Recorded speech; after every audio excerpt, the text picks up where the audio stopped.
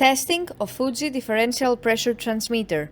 The unit has been set to a calibration range of input signal from 0 to 1000 millibar of a square root type, so it does not respond in a linear way. For testing, we add a 24-volt DC power supply, a multimeter in order to measure the milliamp output, and some pressurized air as input signal.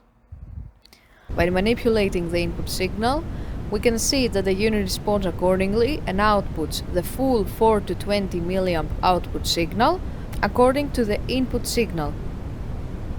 The unit has been set to a square root type, so we can see that it does not output the 4 to 20 milliamp in a linear way.